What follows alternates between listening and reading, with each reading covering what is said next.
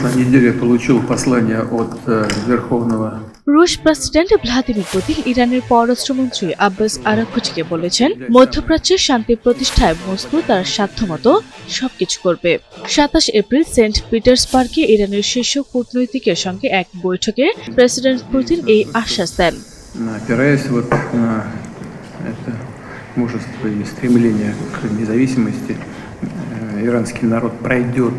President Vladimir Putin ইরানের পররাষ্ট্রমন্ত্রী আব্বাস আরাঘচিকে বলেন, আমাদের পক্ষ থেকে আমরা এমন সবকিছুই করব যা আপনাদের স্বার্থ এবং এই অঞ্চলের সকল মানুষের স্বার্থ রক্ষা করে, যাতে যত দ্রুত সম্ভব শান্তি প্রতিষ্ঠা করা যায়।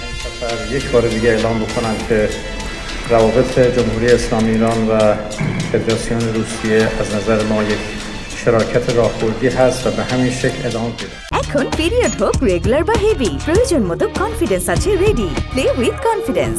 রুশ সংবাদ সংস্থা তাস এর প্রতিবেদন অনুযায়ী পুতিন ইসলামী প্রজাতন্ত্রটির প্রশংসা করে বলেন, ইরানের জনগণ তাদের স্বাধীনতা ও সার্বভৌমত্বের জন্য ভীষণ সাহসিকতা ও বীরত্বের সঙ্গে লড়াই করছে। প্রেসিডেন্ট পুতিন আরও বলেন, ইরানের মতো রাশিয়াও দুদেশের কৌশলগত সম্পর্ক বজায় রাখতে চায়।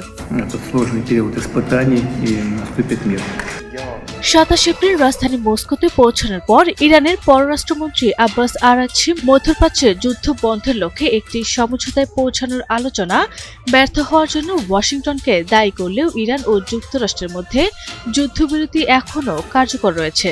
মস্কো পৌঁছে ইরানের পররাষ্ট্রমন্ত্রী আব্বাস আরাঘচি বলেন, অগ্রগতি হওয়া সত্ত্বেও পূর্ববর্তী দফার আলোচনাগুলোতে মার্কিন দৃষ্টিভঙ্গি এবং তাদের অতিরিক্ত দাবির কারণে লক্ষ্য অর্জনে ব্যর্থ হয়েছে। আরবি ইসলাম হিমু, এনটিভি অনলাইন।